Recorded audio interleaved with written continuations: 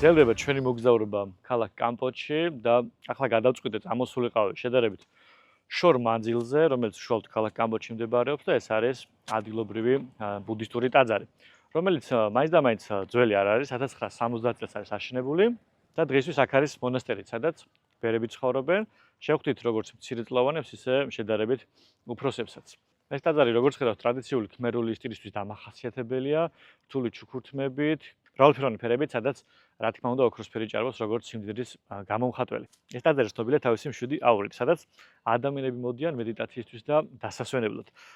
ეს არც არის გასაკვირი, ვინაიდან აქვე ჩამოედინება ულამაზესი მდინარე, სადაც მოწყობილია სპეციალური სივრცეები, სადაც შეგიძლიათ ჩამოსხდეთ, დაისვენოთ, იმედიტიროთ და უბრალოდ განიტვირთოთ.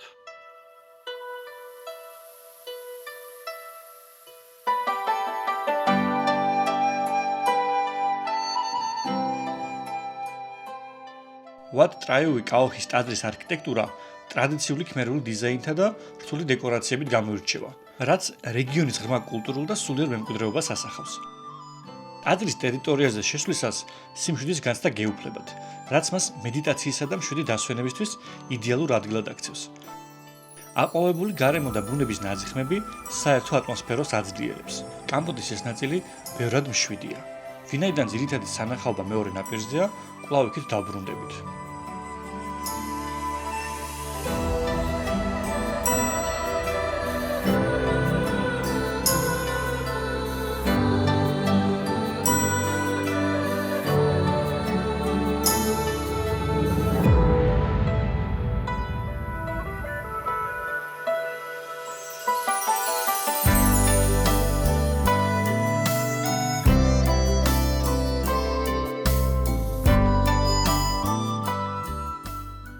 კამპოტში გადაადგილებისას რამდენიმე ესეთ მონუმენტს შეხვდებით, რომელიც ქალაქის სიმბოლოთა სახით ითვლება. მათ შორის არის ეს ზღვის ცხენის ქანდაკება და კიდევ უფრო უკან მოსჩანს საათის კოშკი. ამ საათის კოშკზე გეტყვით, რომ სიმაღლე არის 35 მეტრი, ხოლო საათის თვითონ დიამეტრი დაახლოებით 10 მეტრი, რითაც ის მთელ კამბოჯაში ყველაზე მაღალი კოშკი და დიდი საათი ყოფილა. რაც შეეხება ამ ზღვის ცხენს, ის ერთ-ერთ საყვარელ მონუმენტად იქცა როგორც ადგილობრივებისთვის, ისე ტურისტებისთვის, ვინაიდან ვინც კამპოტში მოგზაურობს, აუცილებლად ყველა მოდის აქ და ჩვენც არ ვიყავით გამონაკლისი ასეთ ლამაზ ხედზე მოვედით. მინდა ერთი რაღაც აღვნიშნო. იქით ნაპირზე ძალიან ღარიბი დასახლებები იყო, ფაქტობრივად მიწურებში ცხოვრობს ხალხი, დგას ანტისანიტარიის სუნი, ხალხი იგრძნობა, რომ ძალიან დიდ გაჭირებაში ცხოვრობს, ხოლო გადმოდიხარ აქეთ ნაპირზე, სადაც უკვე ხვდებით ფრანგულ ძველ შენობებს, კარგად მოასფალტებულ გზებს, საკმაოდ ძვირიან მანქანებს, კაფე, რესტორნებს და თითქოს აქ ყველაფერი სხვანაირად არის. ისეთი შეგრძნება გეუფლება თითქოს ამ ხიდის საშუალებით სხვა სამყაროში გადმოდიხარ.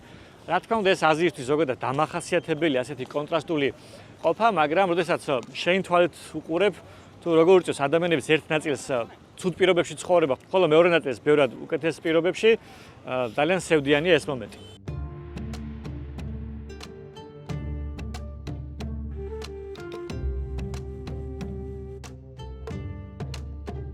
მდინარე პროექტუეკ ჩუს ნაპირებზე გაშენებული კამპოტის ძველი უბანი ქალაქის კულტურული და ისტორიული გულია. ოდესღაც ფრანგული კოლონიური სავაჭრო ცენტრი დღესაც ინარჩუნებს ძველი სამყაროს ხილს, პასტელური ფერის შენობებით, თაღოვანი ვერანდებითა და ძველი ფასადებით. ქუჩის მოვაჭრეები ადგილობრივ ნობადს სთავაზობენ გამრელებს, რაც ქალაქს განსაკუთრებულ სიცოცხლეს წენს. კოლონიური სტილისა და ტრადიციული ქმერული არქიტექტურის ეს ჰარმონიული ნაზავი კამპოტს სხვა კამბოჯური ქალაქებისგან გამორჩეულ იერსახეს ანიჭებს. კამპოტის ძველუბნებში სეირნობა, ისტორიისა და თანამედროვე ცხოვრების ცოცხალ სინთეზს. რესტავრირებულ ისტორიულ შენობებში დღეს კაფეები, ბუტიკ სასტუმროები და რესტორნებია განთავსებული, რაც გარემოს ერთდროულად გამოცოცხლებულსა და მშვიდ ატმოსფეროს წენს. მზარდი პოპულარობის მიუხედავად, ქალაქმა მაინც შეძლო თავისი აუჩქარებელი რიტმისა და ავთენტურობის შენარჩუნება. ეს ადგილი იდეალურია მათთვის, ვინც ისტორიას, გამორჩეულ ხილსა და კამბოჯური ყოველდღიურობის ნამდვილ სულს ეძებს.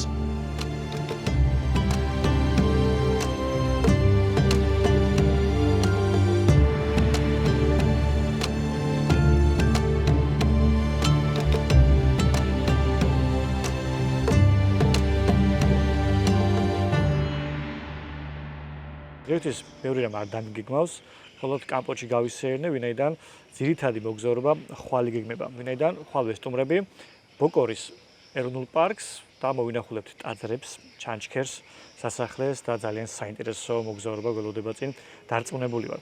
ახლა კი მინდა გითხრათ ფასების შესახებ, კონკრეტულად კვებასთან დაკავშირებით. ქალაქ კამბოჯში შეგიძლიათ იპოვოთ ყველა სახის კვების ობიექტი. ეს იქნება ბაზრები, სადაც შეგიძლიათ შევკვეთოთ ადგილობრივი ზღვის პროდუქტისგან დამზადებული კერძები, თუმცა მე ვერ ვიდები ასეთ ადგილებს, ვინაიდან უმეტესად ანტისანიტარია სუფევს ხოლმე. გარდა ამისა არის უმაღლესი კლასის ევროპული რესტორნები, სადაც შესაძლებელია შევკვეთოთ როგორც ევროპული, ისე აზიური კერძები. ამავდროულად არის საშუალო კლასის რესტორნები და ერთ-ერთ მათგანში ვიმყოფები. ახლა მეც კერძების ფასი 3-დან 7 დოლარამდე მერყეობს, ხოლო სასმელების 1-დან 3 დოლარამდე. ამ შემთხვევაში დღეისთვის მე შევუკვეთე ქათამი ტერიაკში, აზიურად მომზადებული, რომელიც საკმაოდ გემრიელად გამოიყურება და მე მგონი ასეც იქნება.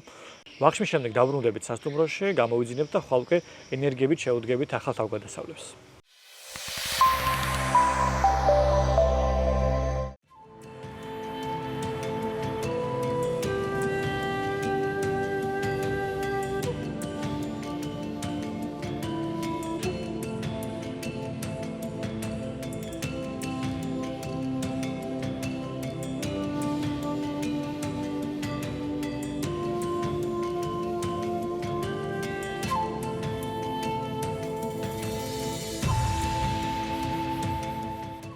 დავიწყეთ დღევანდელი ტური ბოკორის ეროვნული პარკის მიმართულებით. დილით ძღოლმა მოვაკითხა სასტუმროში.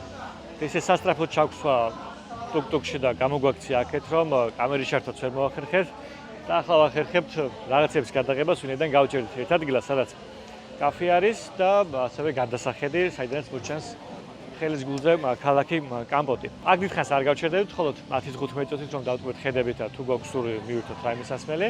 მაგრამ ჩვენ მხოლოდ ხედებით დატკბას ვამჯობინებთ, შემდეგ კი გავემართებით პირველი დანიშნულების ადგილისკენ, რომელიც გეგმის მიხედვით შავი სასახლე უნდა იყოს. ბოკორის ეროვნული პარკი დაარსდა 1993 წელს და მოიცავს დაახლოებით 1545 კვადრატულ კილომეტრს. პარკის უმეტესი ნაწილი ზღვის დონიდან დაახლოებით 1000 მეტრზე მდებარეობს და უმაღლესი მწვერვალია სწორედ პნომ ბოკორი, 1091 მეტრით, იგივე ბოკორის მთა. ეროვნული პარკის სახელს მეფე სისოვატ მონივონგის პატივსაცემად ატარებს, რომელიც ხშირად სტუმრობდა ამ მიდამოებს და 1951 წელს სწორედ აქ აღესრულა. პარკი განსაკუთრებით ცნობილია ბოკორის მთაზე მდებარე მიტოვებული დასახლებით, რომელიც ფრანგმა კოლონიალისტებმა 1921 წელს გააშენეს. აქვეა 1928 წელს აგებული კათოლიკური ეკლესიაც, კამბოჯისთვის მეტად იშვიათი და გამორჩეული ნაგებობა. ეროვნული პარკი მრავალფეროვანი ეკოსისტემით გამოირჩევა. აქ გვხვდება დიფტეროკარპული, ფოთლოვანი, ტროპიკული მარადმწვანე და მანგროს ტყეები. ეს ტერიტორია მრავალი იშვიათი სახეობის ცხოველისა და ფრინველის თავშესაფარია. მათ შორის აღსანიშნავია აზიური სპილოები და შავი დათვები. ფრინველთაგან კი მწვანე ფარშევანგი, წაბლის ფერთავა კაკაბი და სხვა ენდემური სახეობები. მოდით ჩვენი პირველი დანიშნულების ადგილას, რომელიც არის შავი სასახლე. ეს იყო მეფე სიჰანუკის საზაფხულო რეზიდენცია, რომელიც ეროვნულ პარკში მდებარეობს. ერთი ცნობის მიხედვით ის 1926 წელს უნდა აშენებულიყო, როდესაც მეფე იყო მეფე მონივონგი. შავი სასახლე იმიტომ ვქია, რომ ეს აშენებულია შავი ქვით და ხით, რაც იმ დროისთვის ყოფილა ძალიან ძვირი და მხოლოდ წარჩინებულ ხალხს შეძლო ამასალიც გამოყენება სამშენებლო მიზნებისთვის და რასაკვირველია მეფეს სწორედ ასეთი ძვირად გრებული სასახლე ექნებოდა. მართალი ეს არ გამოირჩევა სხვა სასახლეების მსგავსად არ არის ძალიან დიდი, ახლა საერთოდ მიტოვებულია, მაგრამ მდებარეობა განსაზღვრავს მის განსაკუთრებულობას, ვინაიდან გარშემო მართლა საოცარი ბუნებაა. სასახლე კოლონიური და ადრეული პოსტკოლონიური პერიოდით თარიღდება. ერთი წყაროსნობით ის აშენდა 1936 წელს, მეფე სისოვატ მონივონგის დროს, როგორც მთის დასახლების კეთილმოწყობის პროექტის შემადგენელი ნაწილი.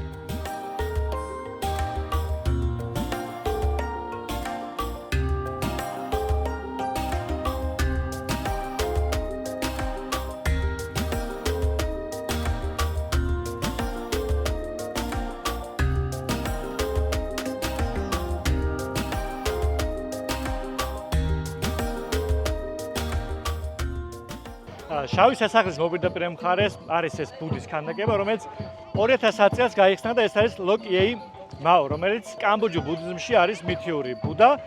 ის იცავს მოგზაურებს, მეთევზეებსა და მონადირებს. 29 მეტრის სიმაღლის არის ეს მონუმენტი და ძალიან პოპულარულია ტურისტებში, როგორც ხედავთ, საკმაოდ ბევრი ხალხი მოძრაობს და არც არის გასაკვირი, ვინაიდან საკმაოდ შთამბეჭდავად გამოიყურება. განსაკუთრებით ასეთ ამინდში, როდესაც ნისლი ფარასხომე და კიდევ უფრო მისტიკური ხდება.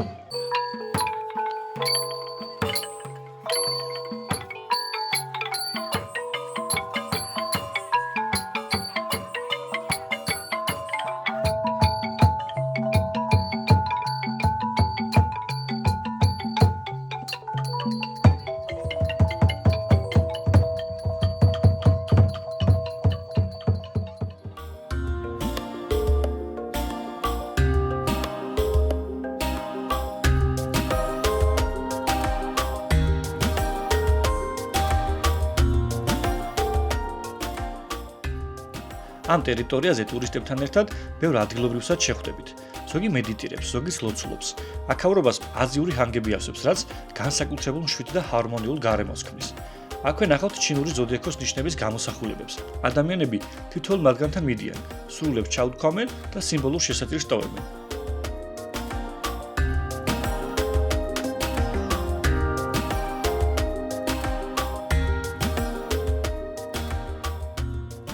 ბოკორის სამთო დასახლება ფრანგული კოლონიური შენობების კომპლექსს წარმოადგენდა. იგი 1920-იანი წლების დასაწყისში აშენდა როგორც მაღალმთიანი ფუფუნების კურორტი და კოლონიური მაცხოვრებლების თავშესაფარი. მიუხედავად იმისა, რომ ტერიტორია დიდხანს იყო მიტოვებული, მიმდინარე რეკონსტრუქციისა და განახლებული ინფრასტრუქტურის წყალობით, ადგილი ახლა მნახველთათვის ადვილად მისაწვდომია. კოლონიელმა ფრანგებმა ეს მაღალმთიანი კურორტი სპეციალურად სამხედროებისთვის ააგეს, რომლებიც რეგიონისთვის დამახასიათებელი დამთვრგნელი სიცხისგან დახსნასა და გრილ გარემოში დასვენებას ესწრაფოდნენ.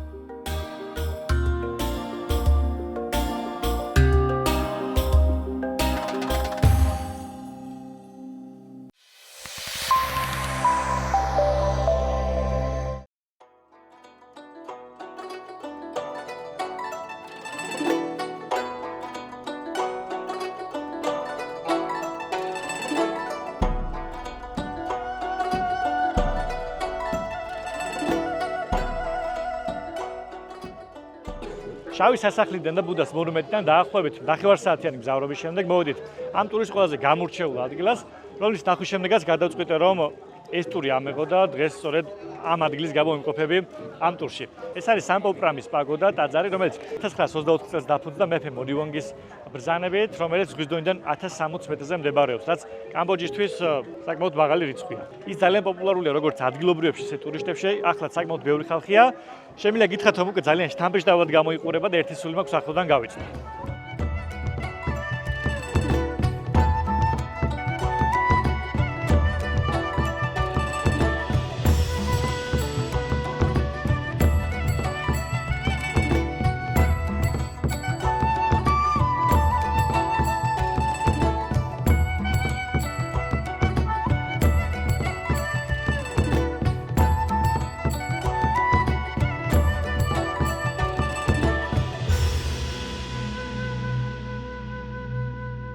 სამპოპრამის პაგოდა ნიშნავს ხუთინავის პაგოდას, ტაძარს, რაც გამომდინარეობს ახლოს არსებული კლდეებისგან, რომელიც ფორმით წააგავს დასვენებულ ნავებს. სწორედ ამის გამო დაერქვა ეს სახელი.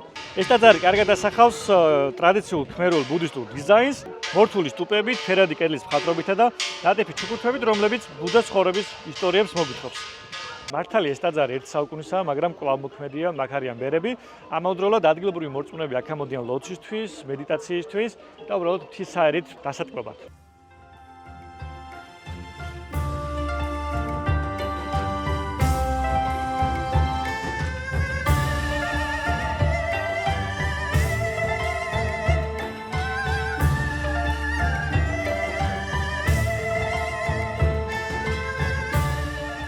სულიერი დანიშნულების გარდა, ვატ სამპოპრამი კამბოჯის ბუნების, რელიგიისა და კოლონიური მემკვიდრეობის მჭიდრო კავშირის სიმბოლოა.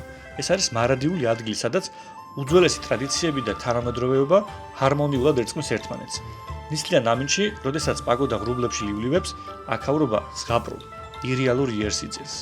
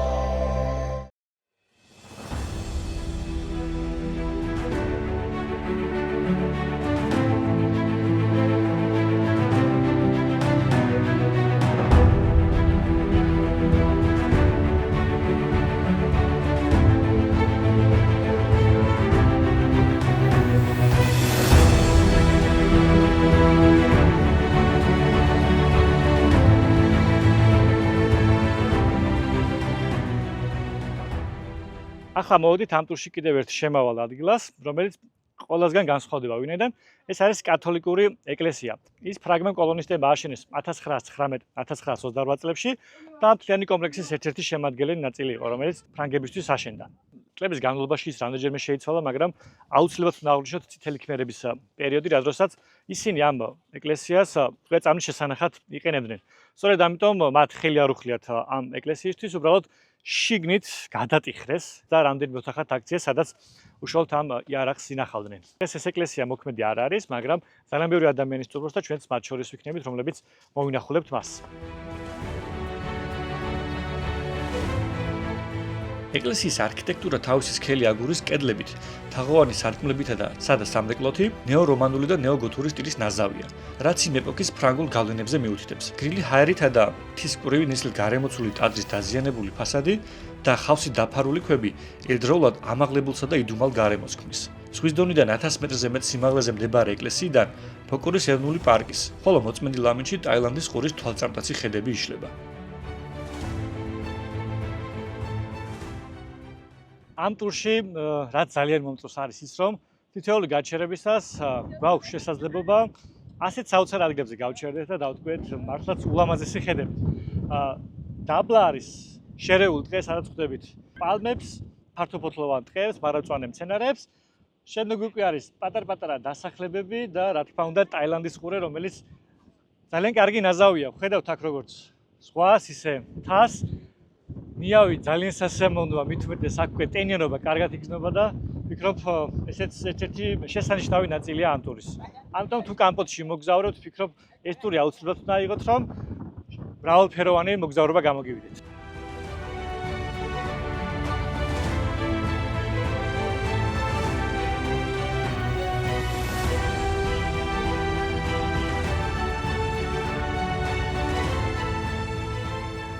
აქედან ბოკორის ტბის ხედიც იშლება. ისტორიულად იგი ახლომდებარე სასტუმროსა და დასახლების მტკნარი წყლით მომარაგების წყაროს წარმოადგენდა. ასევე კოლონიური ეპოქის სტუმრებისთვის დასვენებისა და ნავებით გასეირნების საყვარელი ადგილი იყო. დროთა განმავლობაში ბოკორის მთის მკაცრი და ხელუხლებელი ბუნების ფონზე ეს ტბა სიმშვიდის სიმბოლოდ იქცა.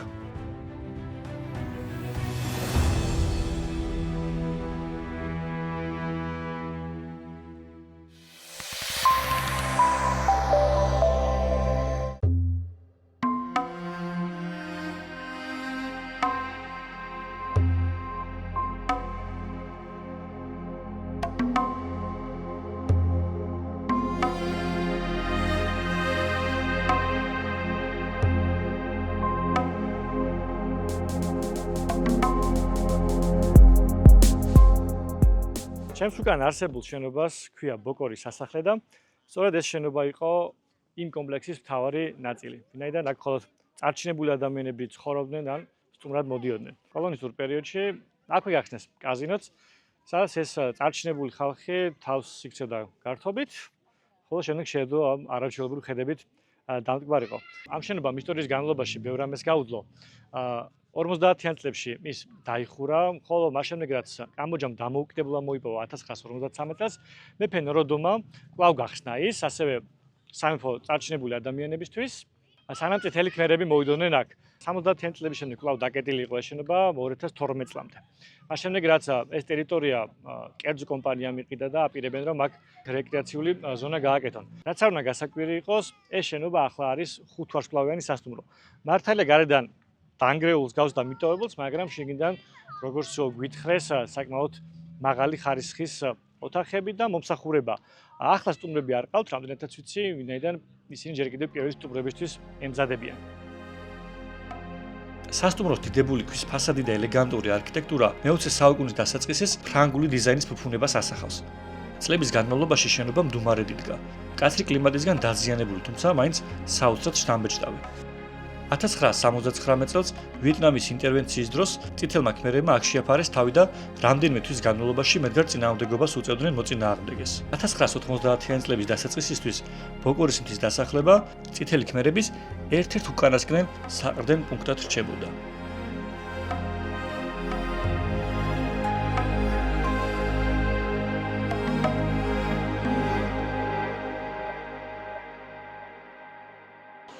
ამ ტურის ბოლო დანიშნულების ადგილზე მოვედით, რომელიც ჩანჩქერია. მაგრამ ისე აღმოჩნდა, რომ ჩანჩქერის სკილო შეგვიძლია მხოლოდ ზედა ნაწილიდან, ისიც მაინც და მაინც კარგად არ გამოგდის. ფაქტობრივად, უბრალოდ მდინარესთან მოვედით, რომელიც დაბლა ჩაედინება, რომელსაც ვერ ხედავთ, შეგვიძლია ამ ჩანჩქერს პატარა იმედგაცრუებას კი უწოდოთ. რა თქმა უნდა, როდესაც ხელად ასე მდინარესთან მოდიხარ, ძალიან კარგია, რომ სიგრილე მოდის, შეგიძლია დაისვენო, მაგრამ აქ წერაში ისე ეწერა, რომ ძალიან ლამაზი ჩანჩქერი უნდა გვენახა, ფოტოებიც შესაბამისი იყო. ლამაზი ჩანჩქერი ვერ ვნახეთ, მაგრამ შედარებით გრილ ადგილას მოვედით. ისტორიულად, პოპოკვილის ჩანჩქერი ფრანგი კოლონიალისტებისა და კამბოჯის სამეფო ოჯახის წევრების საყვარელ დასასვენებელ ადგილს წარმოადგენდა. მე-20 საუკუნის დასაწყისში ისინი ხშირად სტუმრობდნენ ამ მიდამოებს, როდესაც ახლო მდებარე ბოკორ პალაში ჩერდებოდნენ. ხშირი ჯუნგლებითა და წყლის ჭხრილად გარემოცული ეს მშვიდი გარემო დღესაც იდეალურია გასაგრილებლად, პიკნიკისა თუ ბუნების წიაღში გამტვირთვისთვის.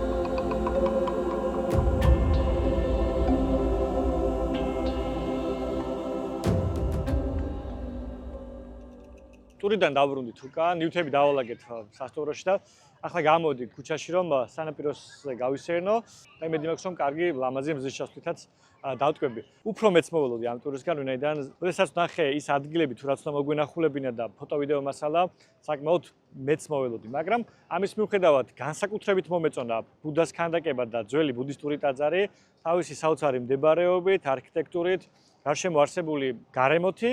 ვინც იმოგზაურებთ აქ, მაინც გირჩევთ, რომ ამ ნახევარდღიან ტურში წასულიყავით. როგორც გითხარით, ახლა სანაპიროზე ვარ, წესით ლამაზი მზის ჩასვლა უნდა იყოს, ამიტომ გავაგზავნებ სეირნობას და ნახავ, რამდენად გავიმართლებს ამჯერად. დიდი ხნის ლოდინი არ დამჭირვებია, რომ მზეც ალისფრად ააელვარა. ბევრს აღარ ვისაუბრებ, დაგიტოვებთ ამ ლამაზ ხედებს.